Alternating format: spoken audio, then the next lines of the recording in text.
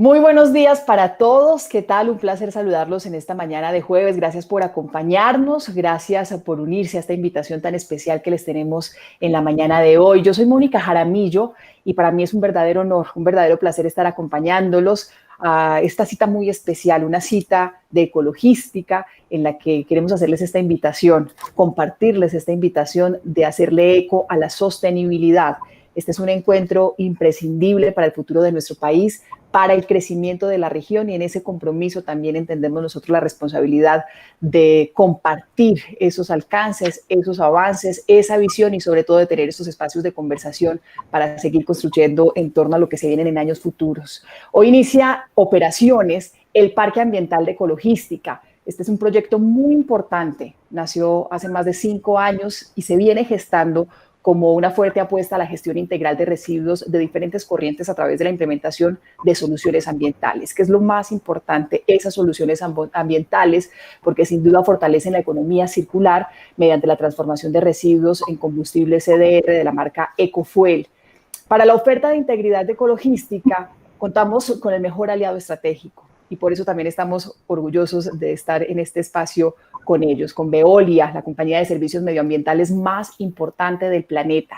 Y es precisamente en el marco de este lanzamiento que conversamos en esta mañana ampliamente sobre cómo tanto el sector hospitalario como el sector industrial pueden ir trabajando en conjunto, de la mano, precisamente para convertir esos residuos en recursos energéticos y para también hablar y reconocer ese gran impacto que esto representa en el futuro de la salud para Colombia y para Latinoamérica, porque el objetivo también es común en la región. Esperamos que todo lo que vamos a compartir durante esta jornada, durante la mañana, todo este espacio de conversación, de análisis, de discusión, de encuentro, sea de mucho valor para todos ustedes que nos acompañan, que aceptaron esta invitación y que sabemos que están ahí acompañándonos y apoyándonos. No vamos a redondear más en este asunto, sino que de inmediato vamos a darle la bienvenida a nuestros anfitriones, porque proyectos de esta magnitud sin duda requieren de equipos interdisciplinarios, de líderes con visión que sean sensibles a estos problemas ambientales que estamos enfrentando, pero sobre todo que sean sensibles en la búsqueda de encontrar soluciones sostenibles. Saludamos de inmediato a Jaime Arango, que él es el gerente general de Ecologística, y Clara Inés Vázquez, gerente de proyectos de Ecologística, a quien saludo en primera instancia y cedo la palabra. Jaime, Clara. Muchas gracias, Mónica.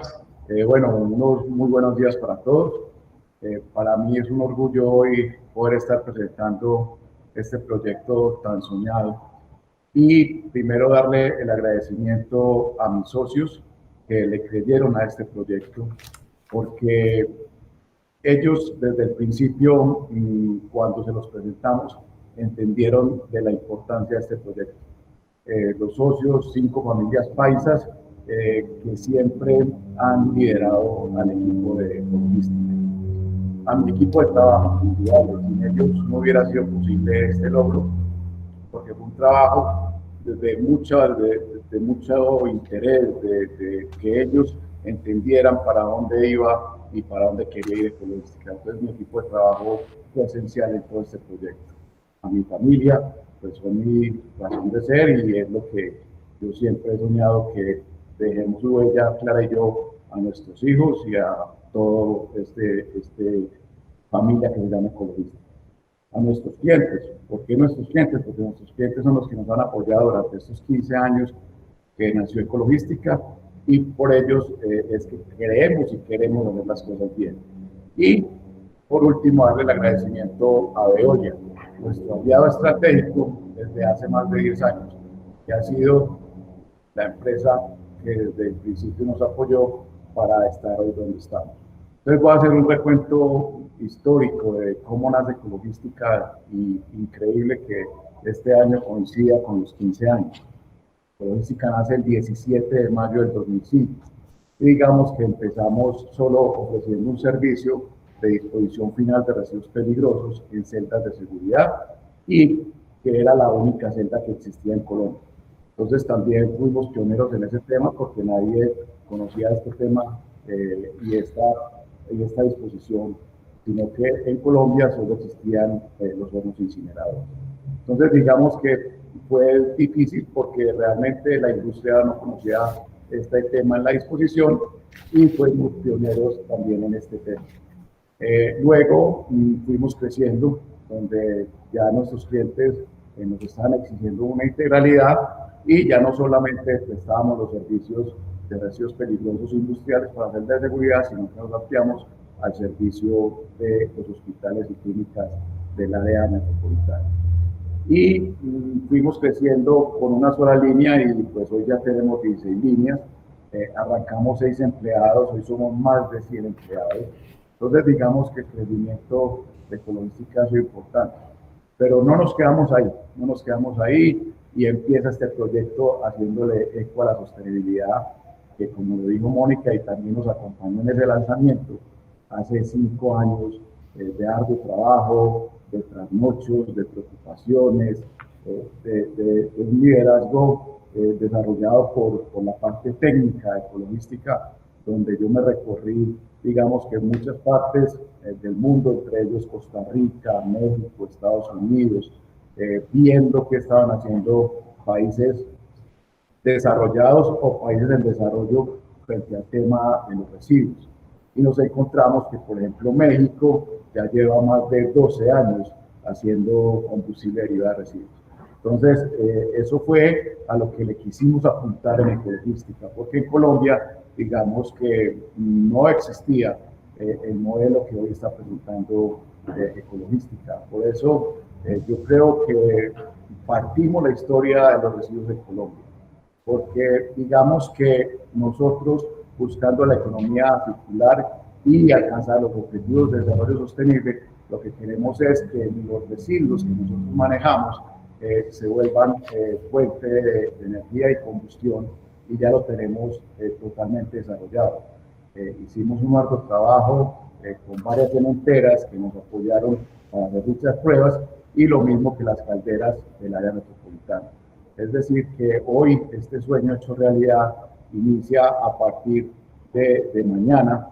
Digamos que empezaremos las demás adecuaciones de colocar en marcha las máquinas que trajimos de Utah, Estados Unidos, que como les contaba, en nuestro recorrido buscamos la mejor eficiencia para que hoy nosotros podamos presentar este parque. Entonces, vuelvo y reitero, para todo este grupo, para toda esta familia ecologística, es un orgullo poder presentar hoy este parque, y está a servicio de toda la comunidad, Antioquia, Colombia y América Latina, porque estoy seguro que nosotros vamos a ser los referentes para muchos países de América Latina y para muchas ciudades de Colombia. Porque lo más importante es que vamos a dejar de llevar los residuos a los rellenos, sean ordinarios o sean de seguridad, y estos residuos, que ya en ese caso hoy serían desechos que no tienen ningún valor económico, nosotros los devolvemos a la cadena productiva y generando combustible los volvemos y los convertimos otra vez en residuos. Entonces, verdad que ahora le doy la palabra a Karen Vázquez, que es la gerente de procesos, que lideró toda la parte técnica, que es una de las razones de por qué este proyecto se sacó adelante. Adelante, claro. Bueno, como les contaba Jaime, para Ecologística la integridad es muy importante. Entonces, nuestra preocupación era cómo hacer economía circular al final del ciclo productivo, y más aún con residuos peligrosos o no peligrosos, que son considerados muy difíciles de manejar para poder introducirlos en otros procesos. Pero encontramos cómo, haciendo combustible derivado de estos residuos de marca EcoFuel, que ya es una realidad en nuestro parque ambiental. La invitación es entonces a que dejemos de llevar residuos al relleno. Con esto contribuimos al medio ambiente, a todos los indicadores de sostenibilidad de nuestras empresas, nuestra responsabilidad social y empresarial. Podemos evaluar los residuos que hoy generamos para mirar cuáles de ellos pueden ser parte de este proyecto, ser parte de la economía circular. Para esto tienen el acompañamiento de todo nuestro departamento de investigación y desarrollo y de todos nuestros asesores ambientales. La integralidad no se puede lograr sola, para eso necesitamos trabajar en equipo, y Ecologística siempre lo ha hecho con alianzas estratégicas con otras empresas. En el proyecto Parque Empresarial Ecologística nos acompaña el mejor aliado que podíamos tener, que es Veolia, la principal empresa de gestión de residuos en el mundo, que nos acompaña el día de hoy. Nos acompañan ellos, Jaime, Clara, gracias. Y precisamente como esa alianza estratégica tan importante de la que hacen referencia. Así que saludamos a Óscar García, que es el director país de Veolia Colombia, a quien cedemos la palabra. Óscar, bienvenido. Bueno, muchas gracias, Mónica. Muy buenos días con todos. Por supuesto, un reconocimiento y una felicitación muy especial a Clara Inés y a Jaime, a los socios, empleados y a toda la familia que compone Ecologística.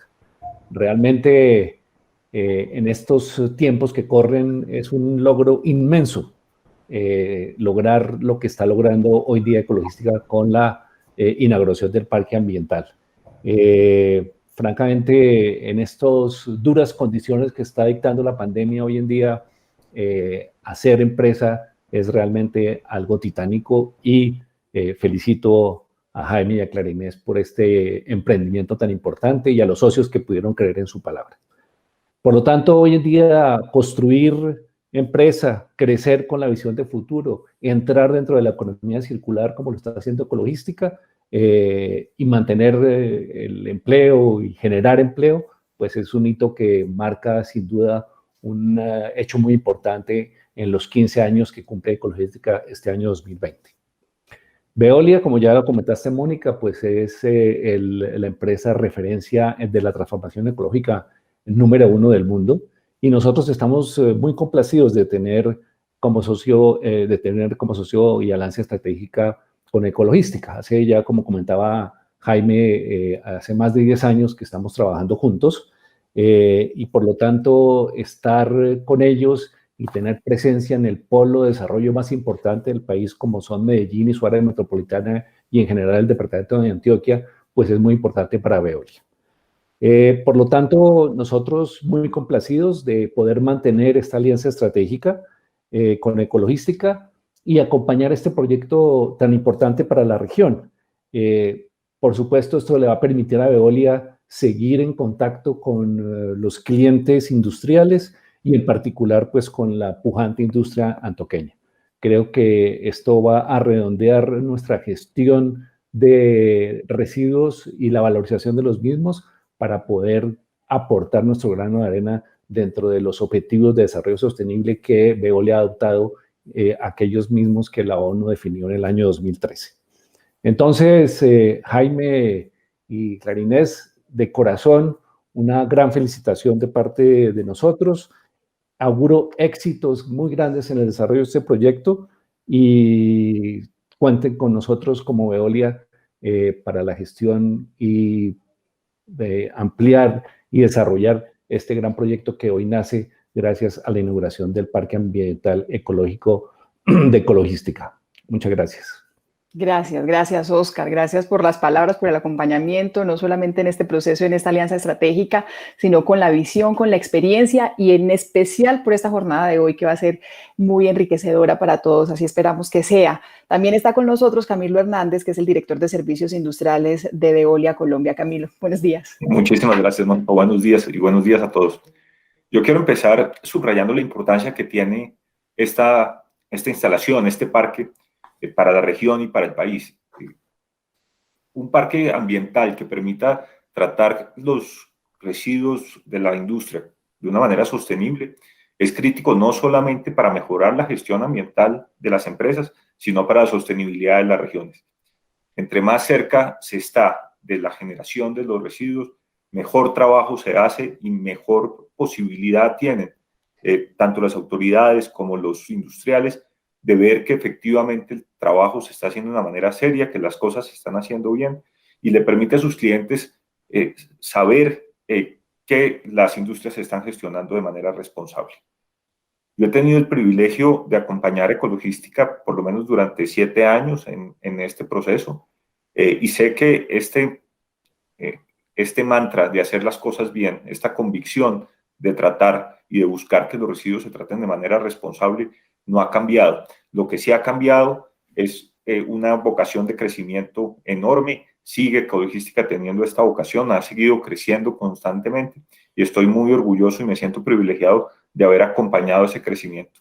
Sé que este parque ambiental, la instalación de este parque ambiental es solo un paso más en el camino. Conozco los sueños de Jaime y Clara y de todo el equipo de Ecologística en términos de los otros tratamientos que deben venir hacia futuro, y esperamos y estamos seguros que entre Veolia y Ecologística vamos a continuar sembrando para hacer realidad esos sueños. Me uno a las felicitaciones que Oscar dio a la Junta Directiva, a los socios de Ecologística, a sus empleados y por supuesto a Jaime y a Clara un abrazo enorme y los felicito por este importantísimo logro. Camilo, gracias. Gracias también por acompañarnos durante esta mañana y también por su intervención y sus palabras. Ya hemos tenido ese saludo de parte de los anfitriones, ya hemos tenido también ese saludo de parte de nuestros aliados estratégicos. Nos han dado un poco de pistas del Parque Ambiental Ecologística, pero queremos presentárselos. Queremos que lo conozcan a través de este video.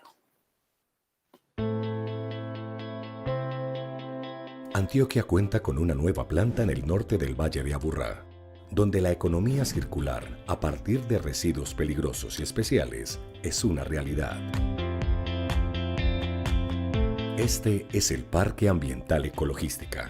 Hoy, con sus 15 años de experiencia, inaugura una moderna planta construida sobre 10.000 metros cuadrados para satisfacer las necesidades de gestión integral de residuos de clientes industriales y hospitalarios de Colombia. Después de 15 años tenemos una importante participación en el mercado sector industrial, sector salud. Operamos a nivel Colombia, pero somos muy fuertes aquí en el departamento de Antioquia. Y hoy con este nuevo Parque Ambiental de Ecologística, donde vamos a proceder a hacer todo el tema de valorización de residuos peligrosos y no peligrosos. Aquí hace presencia nuestro aliado estratégico, Veolia, empresa multinacional francesa, número 1 en el mundo en la gestión de residuos. Cuentan con 10 parques tecnológicos ambientales en Colombia con los más altos estándares de calidad, integrando alternativas de tratamiento térmico, disposición final en celdas de seguridad y tratamiento de aguas industriales en PETAR. Ecologística gestiona hoy en el departamento de Antioquia el 72% de los residuos hospitalarios y el 80% de los industriales, sumando mensualmente más de 1.200 toneladas de residuos debidamente dispuestos o aprovechados, cumpliendo con rigurosidad la normatividad legal ambiental colombiana.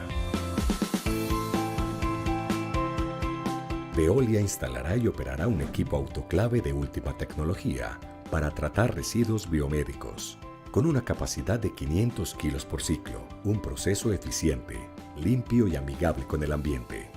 Los residuos desactivados no son llevados a relleno sanitario como se hace tradicionalmente, sino que entran a ser parte de un verdadero ejemplo de simbiosis industrial, al integrarse como materia prima en la fabricación de CDR, combustible derivado de residuos, con el que Ecologística le hace eco a la sostenibilidad, prolongando la vida útil del relleno sanitario y evitando emisiones de gases efecto invernadero. Los residuos industriales peligrosos de diferentes corrientes son clasificados por Ecologística al llegar al parque ambiental según sus propiedades físico-químicos y poder calórico, al igual que los residuos especiales que son desmantelados y sus partes clasificadas según su potencial de aprovechamiento energético. Todas estas corrientes de residuos peligrosos, especiales y biomasas recolectados de nuestros 1.500 clientes son transformados mecánicamente con equipos de Ecologística y mezclados siguiendo cuidadosas formulaciones que garanticen obtener un combustible con óptimo poder calórico, emisiones controladas según los equipos de combustión y sistemas de control, para lograr sustituir el carbón y sus impactos negativos en hornos cementeros y calderas. Esta es una de nuestras presentaciones, que ya es un material briqueteado y apto para llevarlos a las calderas. También lo podemos suministrar en esta presentación. Es una briqueta más pequeña, la cual sirve para alimentar parrillas viajeras. Este pellet o esta briqueta es útil para ese tipo de sistemas porque permite que la alimentación y la combustión sea más controlada. Para tranquilidad de nuestros clientes, Ecologística ofrece su web logístico que permite la trazabilidad del residuo desde su recolección hasta la emisión del certificado, luego de realizarle su proceso de disposición final o aprovechamiento. Nuestros procesos están respaldados por la licencia ambiental otorgada por Corantioquia. Ecologística también apoya a sus clientes a través de su Departamento de Investigación y Desarrollo en servicios de consultoría ambiental, en la consecución y en la elaboración de estudios de impacto ambiental para adquirir licencias ambientales. También contamos con una unidad para atención de emergencias cuando han sido generadas por mercancías peligrosas en la vía pública. También tenemos todo el servicio de consultoría a través de departamentos de gestión ambiental con ingenieros in-house, los cuales permiten apoyar a nuestros clientes en todo el tema ambiental y cumplimiento normativo a través de sus diferentes negocios. En Ecologística y Veolia, como aliados estratégicos, le hacemos eco a la sostenibilidad y aportamos al cumplimiento de los objetivos de desarrollo sostenible del país.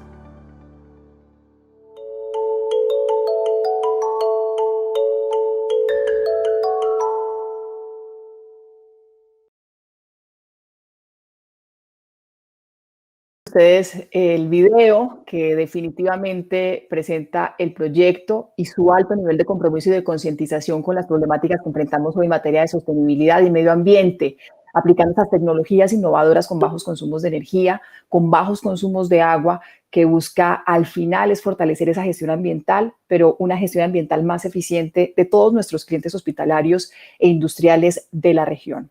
Vamos a continuar entonces con la agenda que tenemos prevista para la mañana de hoy y le quiero dar la bienvenida a Gabriel Chifier, que es director de residuos peligrosos en Veolia Latinoamérica, que se va a encargar de moderar las conferencias y el panel que tenemos programado para el día de hoy. Antes de saludarlo y de cederle la palabra, les presento un poco acerca de Gabriel, de su hoja de vida, de su experiencia. Ha trabajado en el sector de residuos peligrosos desde 1998. Se ha especializado en todo tipo de proyectos de remediación de residuos peligrosos en todo el mundo. En 2013 se incorporó al grupo Veolia como director de marketing y ventas internacionales para 2 unidades de negocio.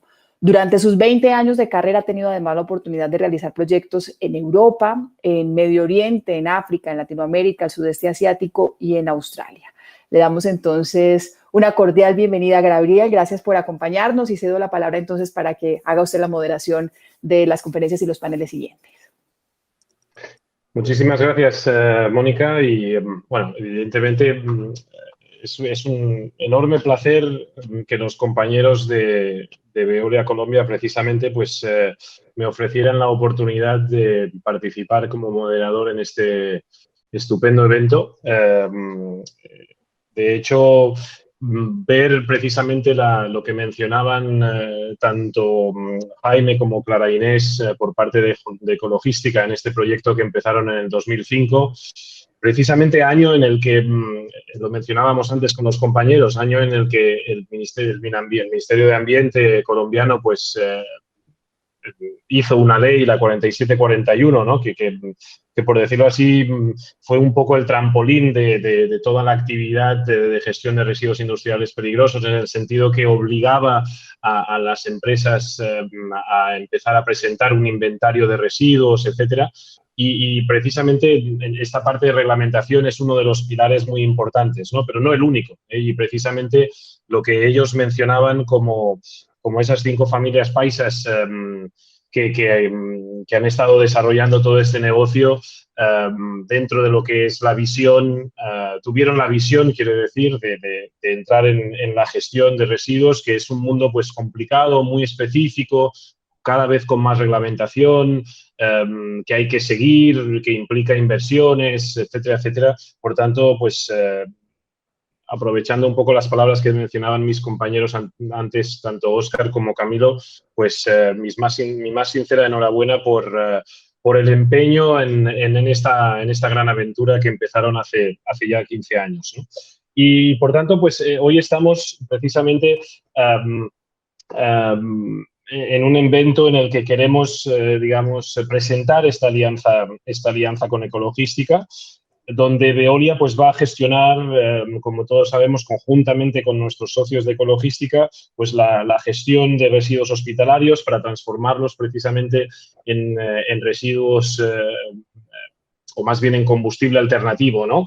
Y creo que esto es importante porque muchas veces asociamos el combustible alternativo o procedente de residuos, propiamente dicho, lo asociamos únicamente a residuos industriales peligrosos y no tanto a residuos hospitalarios. Por tanto, aquí demostramos perfectamente que en actividades, aún dentro de actividades que existen desde hace muchos años, como podría ser, por supuesto, la gestión de residuos hospitalarios, se sigue innovando, se sigue yendo hacia esa transformación ecológica que muy bien mencionaba Óscar García hace unos minutos y, por tanto, pues se demuestra que la innovación no solo es para cosas nuevas, sino también para mejorar las gestiones que existen desde hace tiempo, ¿no? Entonces, el hecho de que Veolia como empresa global no solo piense precisamente en estar presente desde un punto de global, pero también en acuerdos, vamos a decirlo así, más locales, más regionales, en este caso dentro de en tener un buen footprint dentro de la región de Antioquia, creo que es importante porque demuestra que no solo se pueden gestionar los residuos, en largas distancias, sino que también, porque no puede haber una infraestructura infinita para que todo sea local en nuestro sector, y esto es algo importante que remarcar, pero al mismo tiempo se hacen los esfuerzos para ser lo más locales posibles dentro de la gestión de residuos, ¿no? Y dentro de esta gestión de residuos hospitalarios se implanta un sistema de autoclave, o si prefieren los que a lo mejor no tienen tanto conocimiento en esta palabra, pues un sistema de esterilización de residuos hospitalarios que también se moderniza, que entra dentro de esta idea de que cada vez, digamos, la infraestructura sea más amigable, que esté más en dirección hacia la sostenibilidad y, en este caso, pues con aspectos importantes como, por ejemplo, pues mejorar lo que serían las emisiones, en este caso de olores, que pueden ser molestos para el vecindario y que, por tanto, se piensan en todos estos aspectos, ¿no?, en el momento de implantar estas nuevas tecnologías. Repito, queremos con esta alianza pues estar cerca de nuestros clientes y, por supuesto, no podemos olvidar los clientes. Significa también las buenas prácticas, las capacitaciones, el hecho de que seamos completamente transparentes y no lo digo en absoluto como una exageración de marketing, si me lo permiten nuestros oyentes, pero con total honestidad. Es decir, nuestra actividad no tiene ningún sentido sin la transparencia. De hecho, nos gustaría que absolutamente todas las plantas pues fueran puertas abiertas, y lo deberían de ser tanto las nuestras como cualquier de otro sector. Cualquier persona debe de poder venir a ver qué gestión se está realizando. No hay otra manera de ver las cosas en nuestro sector. Y, por tanto, pues el público objetivo, en este caso, que es, como mencionábamos antes, el público antioqueño, está más que invitado en el momento que lo considere necesario de ver nuestras instalaciones, si así lo considera. Entonces, yo creo que ahora pasaremos, por tanto, a la introducción, entiendo, Mónica, de nuestros conferenciantes al respecto, y no sé si precisamente soy yo quien los tiene que presentar o no. Perdonen en este sentido. Perfecto. Entonces, pasamos entonces a la primera conferencia, que será entonces por parte de José Israel Galindo Buitrago. Por cierto, Buitrago entiendo que es un apellido catalán. Yo, que soy residente en Barcelona, en España, pues reconozco este apellido. Entonces, don José Israel pues es odontólogo, administrador de empresas, magíster en epidemiología, doctor en modelado y gestión de políticas públicas, catedrático universitario de la Universidad Javeriana, Universidad Jorge Tadeo Lozano y Universidad Surcolombiana, consultor de Organización Internacional para las Migraciones, de la OIM, en Colombia, consultor de Encuesta Nacional de Salud del 2020, enfermedades transmisibles y entiendo que asiste dentro del Ministerio de Salud y Protección Social.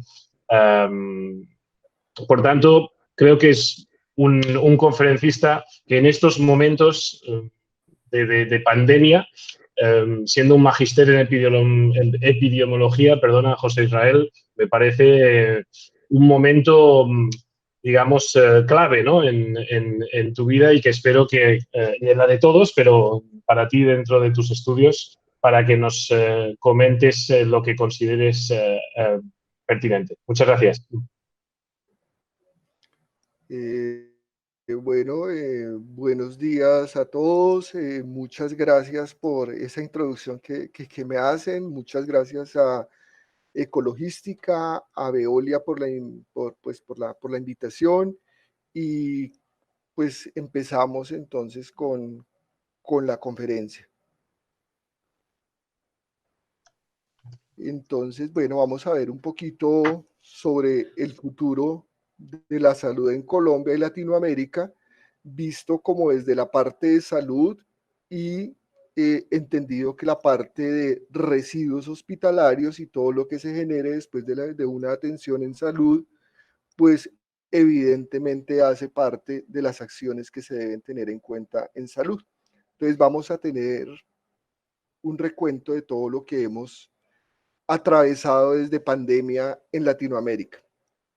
Entonces se puede decir que antes de COVID-19 América Latina y el Caribe pues mostraba un bajo crecimiento y espacio limitado de política fiscal, y sus conflictos sociales es creciente. De hecho, vivimos en una de las zonas más inequitativas del mundo, que genera un gran conflicto social. Esta situación genera una rezación muy alta, que está contabilizado de acuerdo a índices de la CEPAL, más o menos en un 5.3%, lo que hace que toda la actividad comercial, el turismo y demás acciones desciendan, y obviamente está ligado a que se aumenta el desempleo, evidentemente se incrementa la pobreza, y efectivamente caemos en la misma retórica de ser una de las regiones más desiguales del mundo, con graves efectos en la parte social, y específicamente quienes más son vulnerables a estas desigualdades son los niños, los adultos mayores, las mujeres y los grupos diferenciales, entiéndose indígenas, afrodescendientes, grupos LGBTI y demás.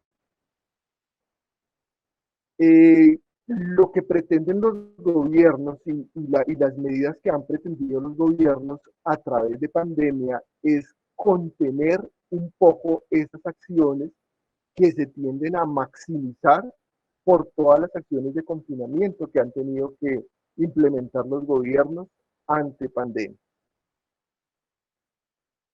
Obviamente, con esta situación de pandemia, esta situación de desigualdad se evidenció muchísimo más.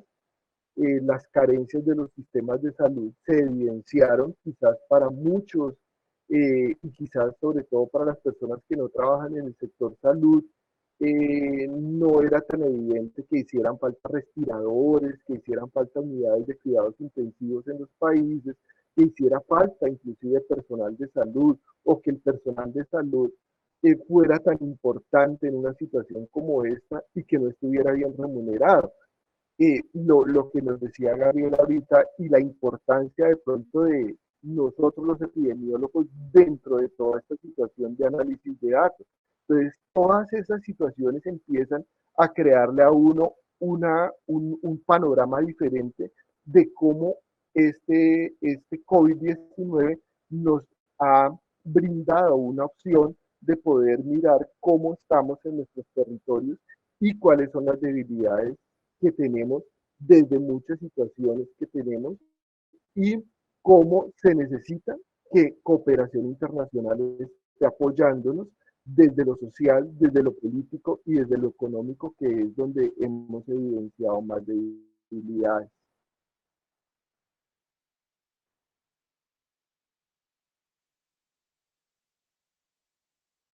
Evidentemente, nosotros tenemos indicadores trazadores para todas las acciones que emprendamos en el mundo, y evidentemente son una de estos indicadores que van a verse truncados con pandemia.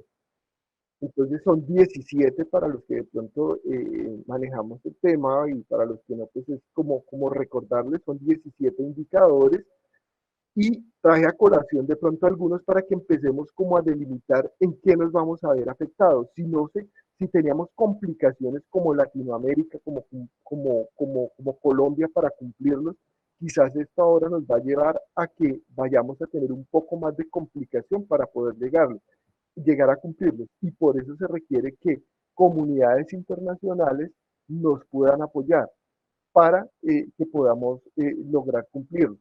Entonces, obviamente ha habido unos efectos directos en los sistemas de salud. El sistema de salud ha tenido que afrontar pues, la gran carga pues, de la situación. Estos se han visto sobrecargados y las sociedades han tenido una desigualdad en su sistema de atención. Es decir, aquí las brechas se han evidenciado totalmente, lo que nos ha permitido determinar que los servicios de salud deben ser un poco más equitativos, de hecho deben ser más equitativos. No es posible que solamente una poca proporción de población tenga derecho o tenga acceso a los servicios de salud, mientras que quizás las comunidades menos favorecidas, las comunidades diferenciales, las que viven más alejadas en áreas rurales de nuestro país, no tengan acceso a esos servicios de salud. Entonces, en este caso, el tercer indicador de los objetivos de desarrollo sostenible, que es salud y bienestar, pues se va a ver muy afectado.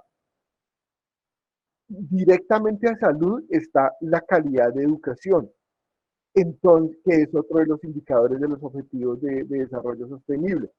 Entonces, como se va a ver afectado muchos de los sectores económicos por los confinamientos, por las pausas que ha habido en los países y pues, que nosotros lo hemos evidenciado aquí en nuestro país y lo que hemos podido observar y analizar de los otros territorios, pues todo se ha visto afectado y lograr estos objetivos va a ser un poco complicado. Todos los sectores nos hemos visto de una u otra forma afectados por la situación que nos conlleva a que estos objetivos haya que analizarlos, no tanto replantearlos, pero sí replantear las estrategias para poder lograr cumplirlos. Quizás otro de los objetivos que me trae aquí a pensar lograr el fin de la pobreza, si estamos mirando esas brechas tan complicadas que hay en este confinamiento, ¿será que sí vamos a lograr tener una mitigación de final de la pobreza? ¿Será que vamos a tener el segundo, lograr que no haya hambre? El indicador nos dice cero hambre en las comunidades. ¿Será que eso es lo que hemos evidenciado? Quizás, quizás no, y quizás nos falta mucho. Y esta pandemia nos ha abierto y nos ha descarnado esas realidades que para algunas comunidades es aún más fuerte. Hemos visto, qué sé yo, las mingas indígenas, hemos visto la situación que se evidencia en los territorios distantes, en las áreas rurales, y esas igualdades de género, que es otra de los indicadores de objetivos de desarrollo sostenible, pues se han evidenciado. Entonces quizás estamos en una situación donde las desigualdades se nos han evidenciado y donde tenemos que, con el apoyo de todos, de entidades, de instituciones nacionales e internacionales, y obviamente desde el apriete de cinturones y de normas muy claras y muy técnicas, desde los gobiernos se puedan lograr. ¿Qué marco analítico de pronto veo desde COVID-19 con respecto a los sistemas de salud que vamos a tener posteriormente a COVID-19? Entonces, obviamente, el crecimiento económico que les decía antes, que está contabilizado por la CEPAL más o menos en un 5.3%, pues obviamente nos va a pegar duro. El desempleo, que está calculado para Latinoamérica más o menos en que 38 millones de personas queden sin empleo. La pobreza va a estar alrededor de que se va a contabilizar alrededor de 125 mil millones de personas, y la pobreza extrema cerca de 83.5 millones, cierre de más de 2 millones de empresas, caída de la inversión privada y deterioro de capacidades productivas. Y ahorita de pronto adentrarnos en el tema de salud, la parte de salud mental que de pronto nosotros teníamos como la niña fea de la casa en el sector salud, pues es algo que también nos ha descarnado y que todos los gobiernos tienen que empezar a analizar de cómo a este sector que se tenía como una costura del sector salud, tenemos que empezar ahorita a poderlo fortalecer porque se evidencia que la problemática de salud mental que vamos a tener todos después de esta situación va a ser muy complicada. O sea, el hecho de quedar sin empleo, el hecho de los problemas económicos, de no poder estudiar, de no poder trabajar y de todas estas acciones que nos ha traído pandemia, pues va a ser un poco complicado. En cuanto a la parte económica, pues evidentemente la región de América Latina y el Caribe se va a ver muy afectada. Se contempla por parte de la CEPAL que este 5.3% de caída va a ser evidentemente muy fuerte y muy diferencial para todo lo que pueda ocurrir con el crecimiento empresarial y con el crecimiento de todas las empresas.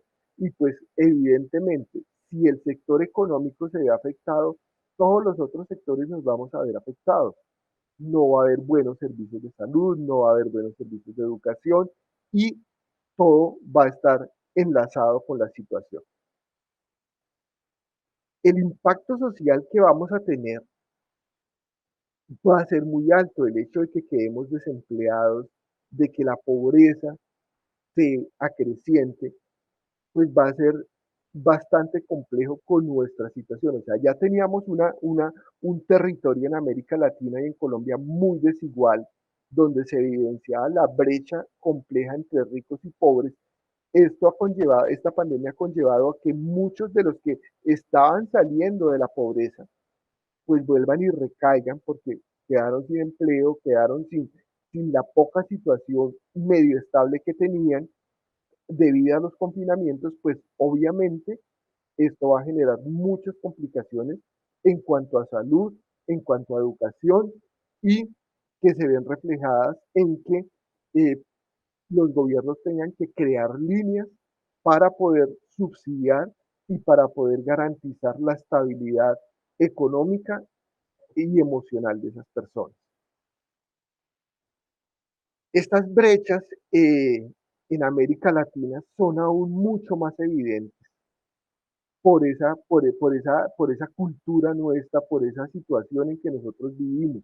Entonces, si teníamos una pobreza que era compleja y se nos va a incrementar, pues obviamente la situación que esperamos, de acuerdo a los discursos y a los análisis técnicos que hacemos desde los datos, pues creo que el latigazo fuerte va a ser año 2021 en esta situación. Entonces tenemos que tener políticas muy fuertes para tratar de mitigar estas situaciones que se nos puede estar presentando. Los primeros casos de COVID-19, de pronto para hablar un poco más de brechas, los primeros casos de COVID-19 se registraron en grupos y áreas urbanas de mayores ingresos. Entonces, de hecho, en Colombia, ¿qué se había analizado inicialmente? COVID-19 va a ser una enfermedad de ricos, solamente los ricos, que son los que tienen la posibilidad de montarse en un avión, de ir a Europa, son los que se van a contagiar. Quizás efectivamente eso pasó en Colombia inicialmente. Una persona llegó de Europa y fue el caso índice en el país. Pero ¿qué pasó después? Nos hemos dado cuenta que los nuevos casos y sobre todo las mortalidades y las personas más vulnerables para el virus están en las personas que son económicamente más, tienen más deficiencia. Obviamente eso sumado a que son las personas que tienen menor acceso a los servicios de salud. Entonces quizás todo esto se amalgama y crea el ambiente adecuado para que esa situación se nos esté complicando. Y obviamente, como esas poblaciones vulnerables son las que tienen menor acceso a los servicios de salud, son las que tienen más comorbilidades, pues obviamente van a tener mucho más riesgo de morir, de quedar más a la intemperie con muchas situaciones, y los pocos que sobreviven, pues van a tener muchas más complicaciones sociales a posteriori. Eh, ¿Qué más ocasiona esto? Entonces, si estamos en una sociedad tan golpeada, pues la posibilidad quizás de estudiar, de trabajar a distancia no es tan fácil. En este momento yo estoy dentro de uno de los proyectos rurales de COVID, y la realidad es que uno ve en las ciudades es muy diferente a lo que ve en los territorios. Entonces, sí, yo soy de Bogotá, yo soy de una ciudad, quizás allá el acceso a los servicios de salud, a pesar de la situación compleja, pues no es tan difícil. Yo en este momento estoy en un municipio un poco alejado, donde la gente ni siquiera tiene acceso a un tapabocas. Lo peor de todo, ni siquiera tiene acceso a agua. Entonces, estamos ordenando o estamos dando la directriz de lavémonos las manos como mínimo cada 2 horas. Pero ¿dónde nos lavamos las manos si ni siquiera tenemos acceso a agua? Entonces, todas esas situaciones son complicadas. Entonces, trabajo remoto en casa. Sí, pero ¿dónde está la conectividad? No tenemos energía eléctrica, no tenemos internet. Entonces, ¿cómo vamos a llegar a esas igualdades que realmente pretendemos? Los niños estudiantes rurales, ¿cómo van a poder tener acceso a un computador? No lo tienen. O sea, no lo tenían en la escuela porque no tienen energía, no tienen internet, no tienen el equipo. Menos van a tener un equipo en su casa para poder acceder a estudiar, a trabajar, a hacer sus situaciones. Sumado a todas las enfermedades adicionales que no han parado, que se están disfrazando, o que las tenemos ahí mal contadas, porque ahorita, bueno, quizás no mal contadas, discúlpeme, están contadas, pero quizás ahorita lo que más se ve es COVID-19, pero estamos en un brote de dengue. Y entonces se suma COVID, se suma dengue, se suma toda esta situación. ¿Y qué está pasando? Se nos complica aún más la situación. Los trabajadores informales no tienen derecho a seguridad social. Son principalmente mujeres. ¿Qué podemos hacer con esa situación? Entonces no tenían ahorros, no tenían un colchón que les amortigue esta problemática. Entonces, sencillamente, ¿en qué están? En la calle. Sus hijos, sus descendientes, ¿en qué están? Entonces, es una situación bastante complicada. En este momento nosotros tenemos un observatorio, ya hablando un poco de datos de COVID. Ya en Colombia sobrepasamos el 1.000.000 de casos y tenemos más de 30.000 muertes, es decir, tenemos una letalidad alrededor del 3%, que es más o menos la que se ve en Latinoamérica. Entonces tenemos un comportamiento más o menos igual en toda Latinoamérica. Ha sido creciente la situación, de hecho estamos esperando rebrote, que sea ahorita a finales de noviembre y diciembre, quizás vamos a estar con el rebrote. Esperamos que esas capacidades instaladas, que por lo menos las ciudades grandes lograron realizar con el confinamiento, sirva para mitigar un poco lo que va a pasar en los territorios menos desarrollados, donde hubo confinamiento, pero no hubo fortalecimiento de capacidades instaladas. Quizás Bogotá, quizás Medellín, quizás Barranquilla, en Colombia pudieron hacer un mejoramiento de su capacidad instalada hospitalaria, pero los municipios, sobre todo los de sexta categoría, los corregimientos que tienen un puesto de salud, pues no, siguen exactamente igual.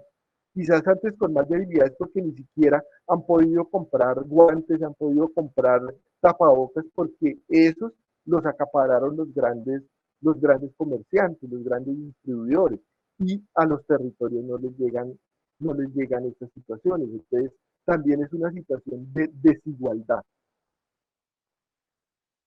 que hay que analizar cómo ha estado el comportamiento de los países con respecto a cómo han apoyado esta situación de COVID-19. Entonces observamos cómo los países de Latinoamérica han hecho un esfuerzo fiscal, han otorgado una proporción del Producto Interno Bruto para sostener la pandemia. Vemos el comportamiento de Colombia. Entonces, quizás nos hace falta un mayor esfuerzo para que esta situación pueda mejorar un poco más. Países que nos llevan por delante como El Salvador, que ha hecho un esfuerzo fiscal mucho mayor que nosotros, eh, Argentina, Perú, donde sí, obviamente hemos hecho un esfuerzo fiscal, hemos manejado quizás técnicamente la situación, pero sí nos hace falta un mejor comportamiento desde lo monetario, desde lo económico, para apoyar a la comunidad. Entonces, sí se necesita que hayan debates políticos, pero que dentro de ese debate político la parte social esté ahí evidente y sea una de las banderas para tratar. Las medidas fiscales deben enfocarse hacia proteger la salud de la población con mucho más recursos hacia el sector salud, apoyar a los hogares. Es necesario mirar cómo a través de transferencias y compensaciones se les puede mitigar esta problemática y poder proteger esa capacidad productiva con una capacidad de liquidez, particularmente a las empresas pequeñas y medianas. Quizás lo que Colombia ha hecho ha sido de gran esfuerzo, pero sí pienso que estamos aún cortos de dar una respuesta óptima a pandemia. ¿Qué desafíos y dilemas nos deja dentro del sector salud esta pandemia? Entonces, ¿hay que curar o hay que prevenir este virus? Entonces, hay que seguir trabajando en una vacuna o en un tratamiento. Sí, ya se habla de una posible vacuna, pero siendo técnicamente correctos, la vacuna por allá está dentro de un año. También se está trabajando en tratamiento, pero en tratamientos quizás alternativos que ya están en el mercado y que se han utilizado para otras patologías y que pueden servirnos por el comportamiento de la sintomatología. También se han hecho avances de tratamientos específicos, pero pues que aún no se tienen resultados. Es necesario seguir evitando la propagación, se requiere obviamente como ciudadanos, como personal, ser muy responsables con conductas de distanciamiento social, pero se requiere que los gobiernos también hagan testeos o pruebas masivas y que todos tengamos un acceso a una protección personal. Les decía, en territorios rurales la gente no tiene acceso a comprar un tapabocas, no tienen con qué comprar un tapabocas, no tienen con qué lavarse las manos porque no tienen acceso a agua. Entonces, son esas brechas generacionales que nos están complicando la situación. Es necesario proveer insumos críticos, equipos de protección, ventiladores mecánicos, test de diagnóstico, sí, a los grandes hospitales que están asumiendo quizás los casos complicados, pero también hay hospitales de municipios de sexta categoría que están ayudándonos a hacer diagnóstico y que no han sido aún fortalecidos lo suficientemente como debería ser.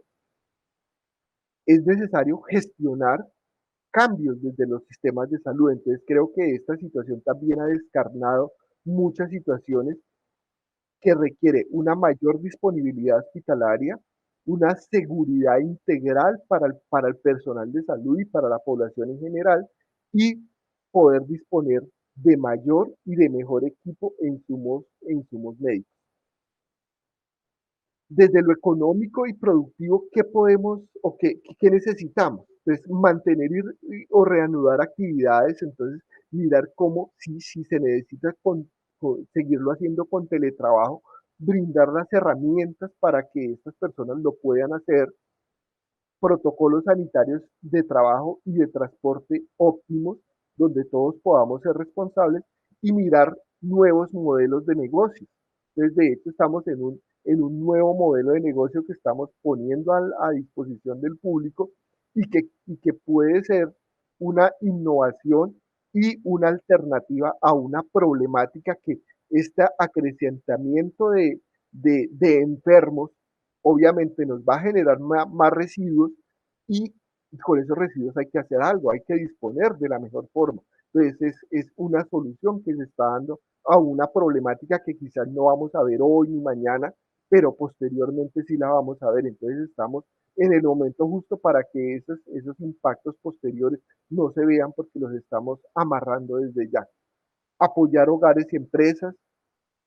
Es necesario pensar en transferencias a personas y hogares, mirar qué líneas de crédito se pueden abrir para pequeñas y medianas empresas, mirar algo de refinanciamiento para quienes ya debían antes de pandemia, cómo se les pueden aliviar esas cargas y mirar algo de alivio fiscal para todo el tema de impuestos y demás que vengan tanto empresas como personas naturales. Es necesario que innovemos y que sigamos innovando. Creo que esto también nos dio una situación importante. Aquí podemos producir, Colombia puede producir, Latinoamérica puede producir.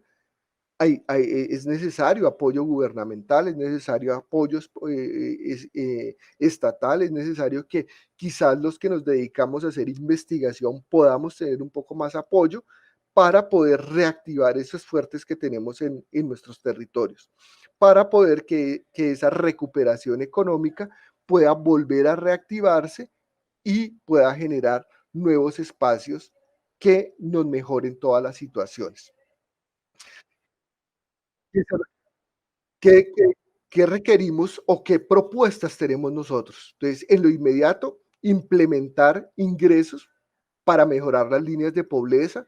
En el corto plazo, evitar destrucción de capacidades productivas, es decir, las pequeñas empresas que estén empezando es necesario fortalecerlas, y en el mediano plazo, formular respuestas para un mundo post-COVID que traerá cambios en un modelo. O sea, de esto todos debimos haber aprendido. Esas desigualdades hay que eliminarlas, hay que regular los sistemas de salud, hay que crear reformas en la situación laboral de todas las personas, pero específicamente en las personas del sector salud. Esto es a grandes rasgos lo que quería como comentarles de cómo este COVID nos ha abierto muchos espacios y cómo, hablando en este momento de ecologística, de Veolia, que es un sector que se va a diseñar para la disposición final de residuos hospitalarios, es importante en todo en este marco de la pandemia. ¿Qué vamos a hacer con todos estos residuos adicionales que se nos van a generar? Entonces queda la discusión y cualquier cosa estaré atento a sus comentarios. Muchas gracias.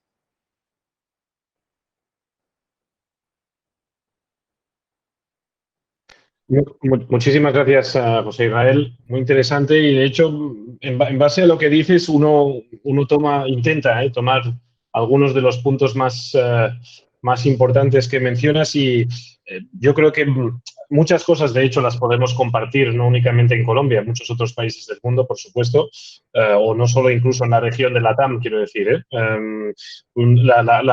Como tú mencionabas, por ejemplo, la enorme dificultad para las autoridades en equilibrar los intereses entre salud, empleo, la parte social y la economía, ¿no? Que serían los tres grandes bloques, pues es muy complicado, efectivamente. Todos lo sabemos, pero precisamente toda esta situación, y tú también lo mencionabas en una de tus diapositivas, la pandemia ha evidenciado, ¿no?, las brechas estructurales, ¿no? Y creo que intentando encontrar algo positivo dentro de toda esta situación tan negativa, efectivamente, sería que, de hecho, uno podría incluso pensar, en base a lo que comentabas, que los gobiernos, si se miraran a sí mismos y analizaran entre comillas, simplemente las brechas estructurales que la pandemia ha evidenciado, de hecho ya tendrían una hoja de ruta, ¿no? Es decir, que uno podría imaginarse que no es tan difícil que la tengan, ¿no?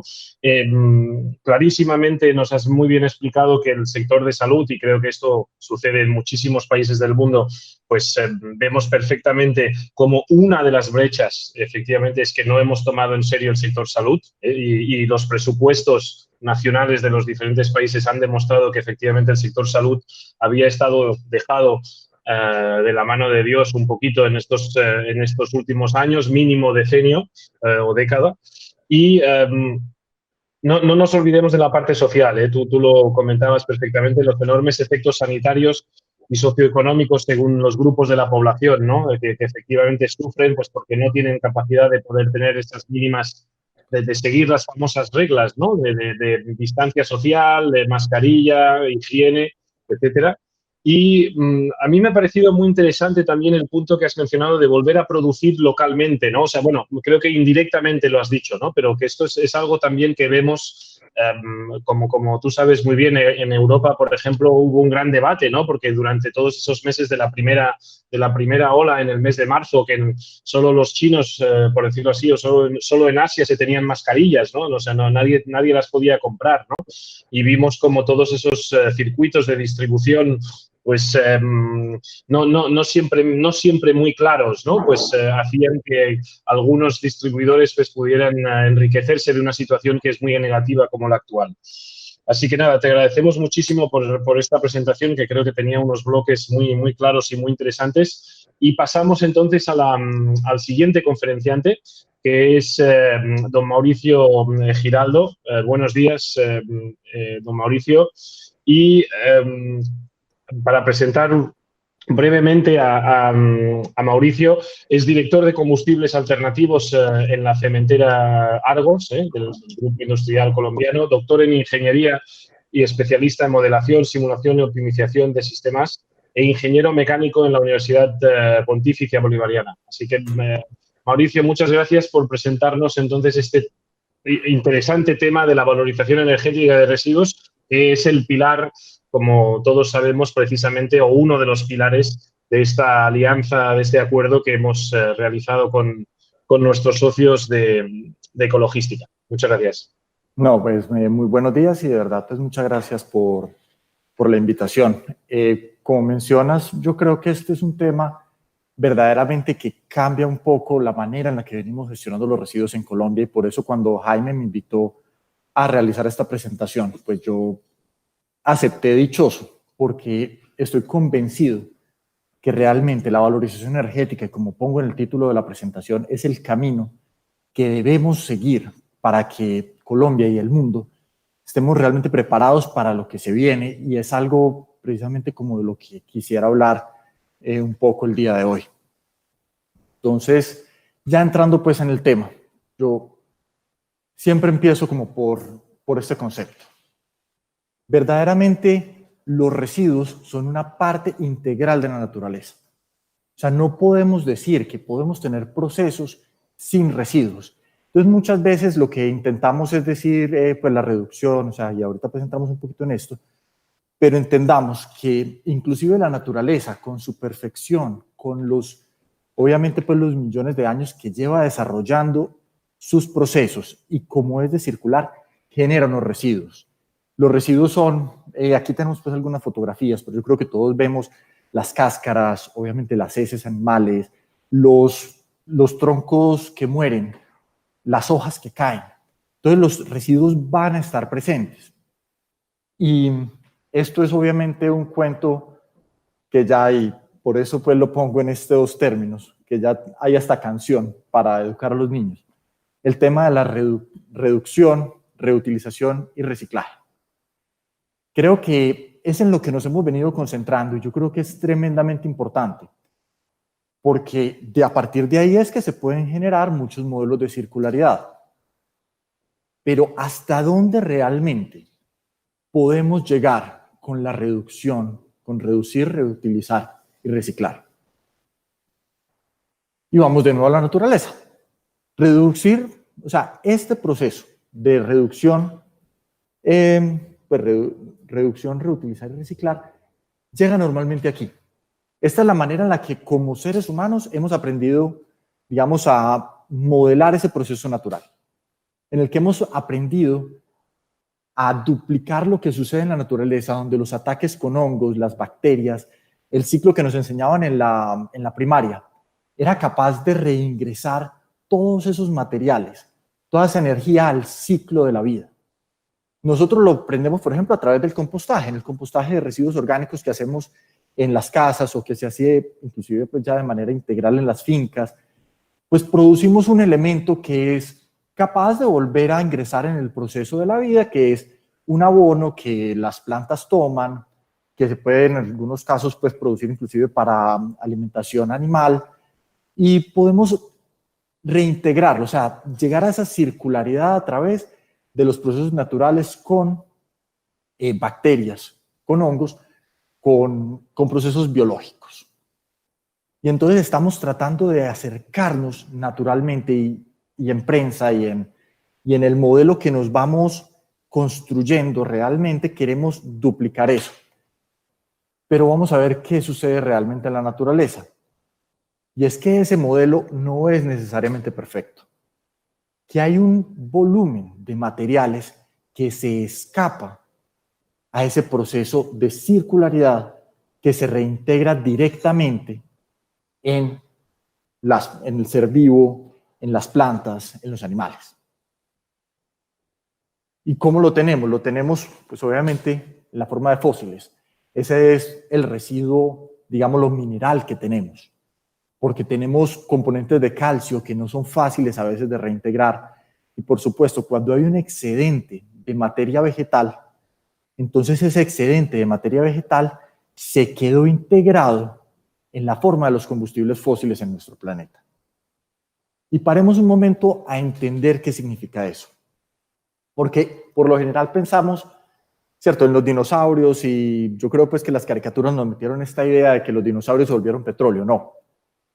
Realmente es que todas las cantidades de hojas de los bosques primitivos, las algas que después de que morían se depositaban en los lechos marinos, fueron encerradas por capas de tierra y a partir de procesos de presión y temperatura a través de muchísimos años, fueron dejando toda la componente de carbono orgánico concentrado en la forma de carbón, gas, petróleo, los combustibles fósiles que hoy conocemos.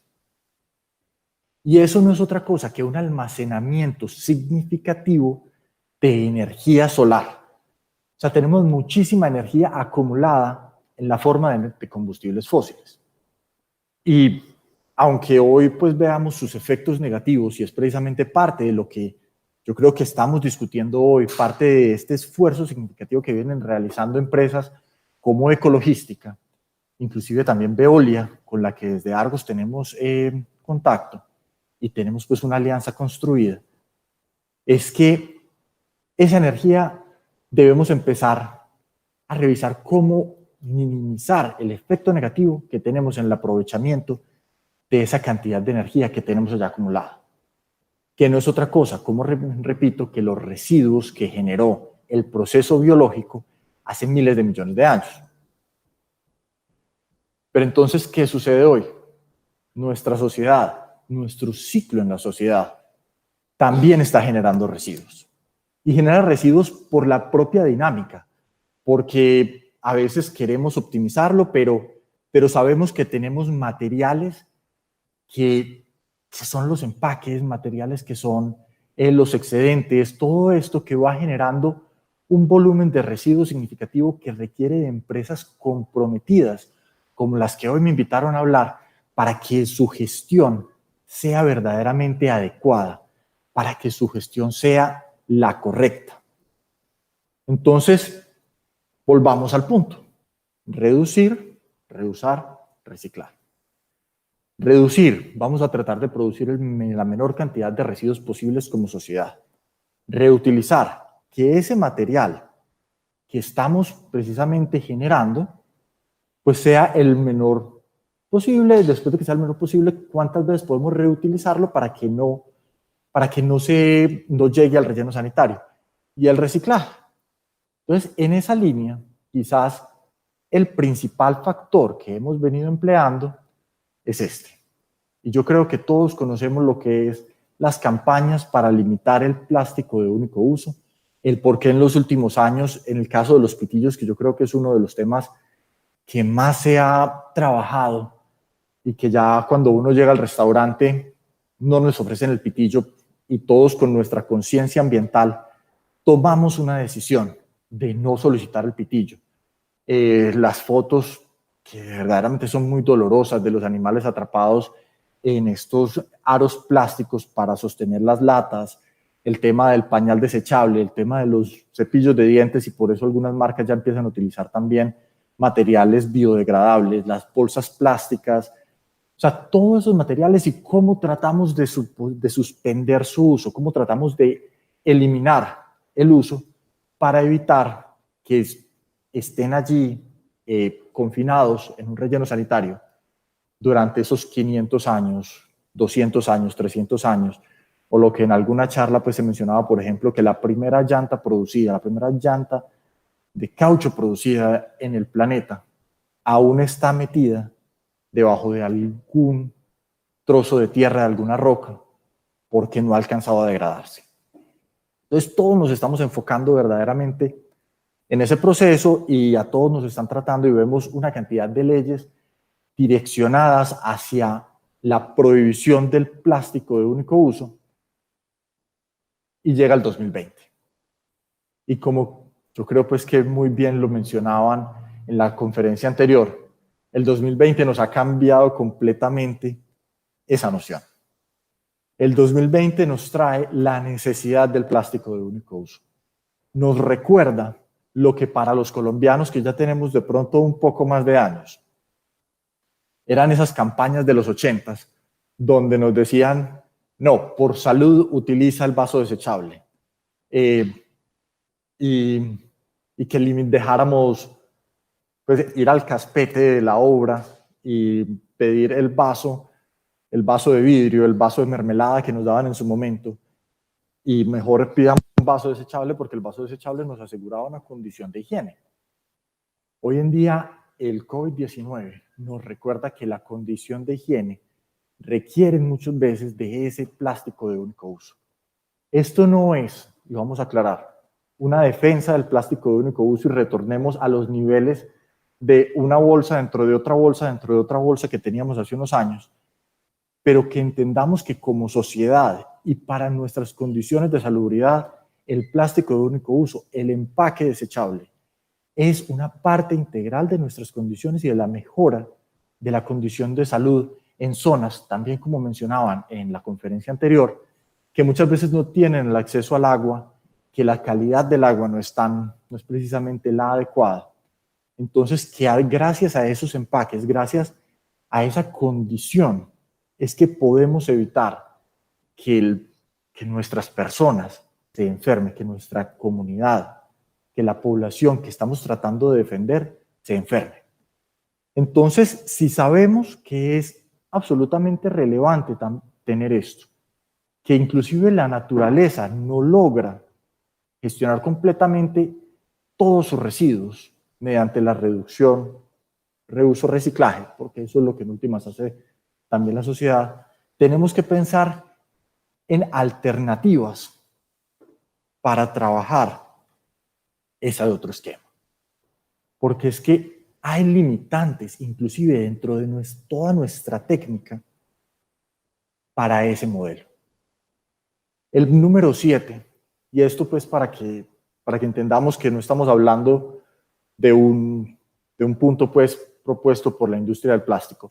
National Geographic, que es quizás una de las organizaciones internacionales con mayor, que participa activamente dentro de las campañas ambientales, nos muestra que, por ejemplo, el plástico número 7, que vemos como si fuera reciclable, es un material que entra dentro de lo muy difícil de reciclar.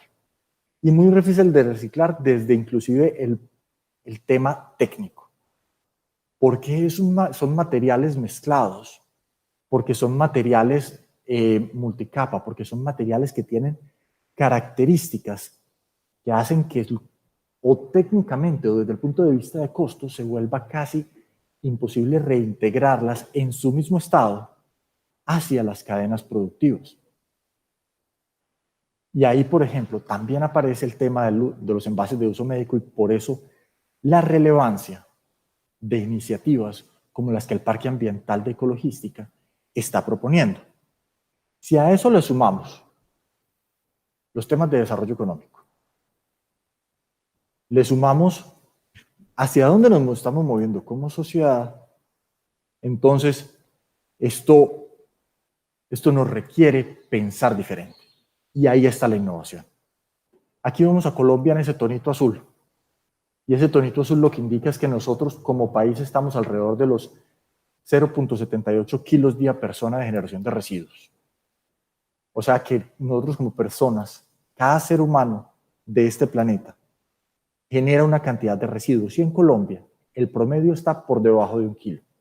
Si tomamos en cuenta inclusive las zonas urbanas que tienen una generación de residuos significativamente más baja que nosotros en las ciudades.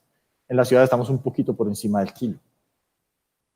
Eso quiere decir que una ciudad como Medellín, donde estoy en este momento, ingresa a su relleno sanitario alrededor de 2.000 toneladas diarias de basuras. Y una ciudad como Bogotá, donde están, por ejemplo, Camilo, que hablaba ahorita, genera casi 6.000 toneladas. Y que nosotros queremos desarrollarnos desde el punto de vista económico. Y que ese desarrollo económico nos queremos parecer a Europa. Y que Europa está por encima del kilo. Y que Estados Unidos está, según esta gráfica, más de 1.5 kilos día persona. Y algunas de las estadísticas muestran que están inclusive en el 2.3 kilos día persona. Sabemos que vamos a crecer en Colombia nuestra capacidad de generación de residuos, nuestra generación diaria de residuos. ¿Qué vamos a hacer con eso?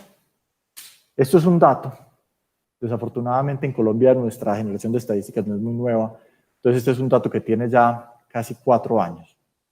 Pero si nos damos cuenta, nosotros hicimos un esfuerzo significativo por llegar al relleno sanitario.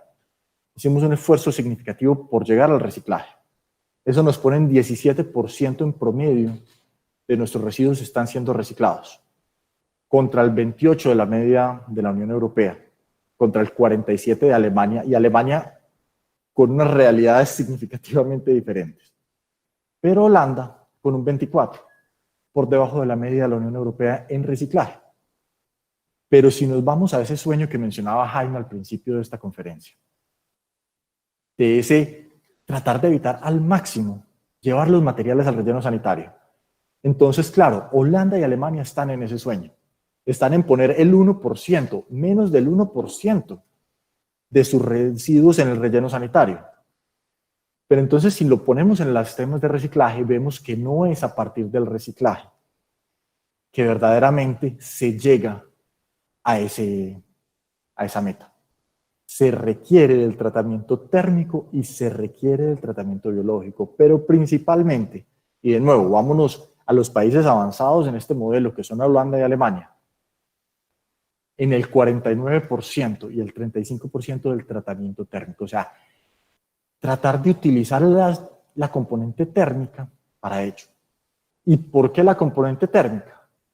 Porque es que si veíamos que el carbón y el petróleo es la manera en la que los residuos fueron almacenados y que se almacena una cantidad significativa de energía, pues miren cómo se comportan los residuos en función de energía. Si nos vamos, por ejemplo, a materiales tales como el papel, los papeles que son laminados, los papeles que tienen capas plásticas, que son esos que tienen una dificultad significativa para ingresar al proceso de reciclaje, pueden tener casi 6.000 kilocalorías por cada kilogramo, que para ponerlo en contexto, el carbón se mueve también, dependiendo del tipo de carbón, entre los 5.500 y los 7.000 kilocalorías por kilogramo. Entonces estamos hablando que esos materiales tienen capacidades calóricas, energía equivalente casi a la del carbón. Que los plásticos tienen energías superiores a las del carbón. Tienen energías, como podemos ver en los polietilenos, poliestirenos, que están por encima de los 9.000, por encima de los 10.000. que inclusive materiales desecho orgánicos pueden tener 3.800, 4.000, 4.500. Entonces, que todo eso que estamos llevando en muchos casos al relleno, estamos desperdiciando energía. Y que esos 500 años que se mencionan comúnmente para el plástico, es una idea que nos estamos simplemente dejando en la cabeza, pero es un pasivo ambiental que estamos dejando a nuestras generaciones futuras, que les estamos dejando simplemente enterrado el problema para que ellos vean en el futuro qué es lo que van a hacer con él. Que tenemos que estar pensando que no es solamente el problema de que vayan a durar 500 años, sino que ya extrajimos esa energía de la tierra, porque muchos de estos materiales tienen precisamente componentes derivadas del petróleo. Que muchos de los materiales orgánicos es energía solar que capturamos en nuestros cultivos y que estamos dejando que se liberen a la atmósfera en la forma de CO o inclusive de metano, que es altamente contaminante, porque los estamos enterrando y que estamos entonces para nuestros procesos industriales sacando el combustible fósil y teniéndolo que utilizar porque seguimos necesitando los vehículos, porque por más que hagamos una transición completa, por ejemplo, los vehículos eléctricos, nuestra matriz de producción energética sigue teniendo una componente térmica que es precisamente movida por ese combustible fósil, porque tenemos una fuente energética para mantener nuestros procesos actuales que todavía y durante los próximos años, por no decir decenios o por no decir siglos, todavía dependeremos de ese nivel de energía y nosotros enterrando y desperdiciando toda esa energía. Europa lo entendió y lo entendió desde hace muchos años. Y lo entendió en el sentido que empezó a utilizar esos residuos como una fuente de energía. Y estos son los datos de la industria cementera, porque la industria cementera es la que abanderó este proceso. Ya en Europa, en promedio, el 44% de la energía de la industria cementera proviene de residuos y ha venido creciendo. Hay cementeras que no utilizan combustible fósil, sino que le brindan a la sociedad, a las comunidades que están localizadas a su alrededor, la solución a sus residuos mediante su uso como combustible. Desafortunadamente América Latina no está allí y esperaríamos poder llegar en un futuro cercano a países como Holanda, que veíamos que tiene el 1% de sus residuos solamente el 1% termina en el relleno sanitario. Holanda sustituye el 83% de sus combustibles fósiles con el uso de los residuos. Es allá donde deberíamos estar pensando llegar y por eso estas iniciativas como la que hoy nos presentan son tan relevantes para nuestro país y por lo que mencionaba al principio, es lo que me hace feliz de poder estar acá presentando y mostrándoles lo que se puede lograr si uno cambia el chip, si uno cambia la metodología y entiende que la valorización energética es una solución. ¿Y por qué es una solución? Por un lado, porque lo que vemos en esta imagen a la izquierda es un horno de cemento, es el quemador de un horno de cemento. Normalmente pensamos que cuando se utilizan esa energía que está en los residuos, son estas humaredas horribles, altamente contaminantes, como la que se vio en los incendios de los almacenamientos de llantas en Bogotá hace un par de años. Pero eso se da porque estas no son las condiciones a las cuales debe utilizarse esa energía. Si diseñamos correctamente el sistema y el horno de cemento, o una caldera diseñada correctamente para utilizar este material, tiene unas llamas que pueden alcanzar temperaturas por encima de los 2000 grados centígrados. En el caso del horno de producción de clinker, o sea, el horno que conocemos como el horno de cemento, las temperaturas superan los 2000 grados. Nosotros en el proceso fundimos roca. Hacemos casi que un mini volcán en la parte interna del sistema, un volcán altamente controlado desde el punto de vista técnico y desde el punto de vista ambiental, que destruye de manera completa ese material y absorbe la totalidad de esa energía y absorbe esas cenizas. Entonces, lo que vemos en la parte inferior de esta diapositiva va a eso. Cuando pensamos en un modelo que depende del combustible fósil para la producción y que lleva al relleno sanitario o a la celda de seguridad los rellenos, entonces estamos pensando que tenemos unas emisiones significativas de CO2 del proceso de consumo de combustible fósil en el sector industrial y una descomposición de esos materiales que llevamos al relleno en la forma de CO2 o metano que son liberados a la atmósfera. Además que tenemos que hacer todo un tema de tratamiento de los lixiviados y un enterramiento, lo que hablamos de un pasivo ambiental para las generaciones futuras, que vamos a dejar allí. Cuando lo llevamos al proceso, que es la parte derecha de esa gráfica, entonces estamos desplazando parte del combustible fósil, ojalá la totalidad como los que les mencionaba en el caso de estos hornos de clinkerización en Europa, dejando de consumir combustible fósil y además desapareciendo las emisiones que se dan en el relleno sanitario. Estamos logrando verdaderamente un cierre, una reintegrar en la circularidad la energía que tienen esos materiales, inclusive las cenizas que tienen esos materiales en la forma, que es la forma mineral. O sea, estamos yéndonos hacia lo que la naturaleza no logra hacer. Estamos destruyendo el fósil. Estamos aprovechando la componente que se quedaría enterrada del relleno sanitario y aprovechando la energía sin dejar que se quede acumulada o sea desprendida a la atmósfera. Es el proceso, es cómo lograr verdaderamente replicar el modelo de la naturaleza en nuestra sociedad, en nuestro proceso industrial. Ahora, no es fácil.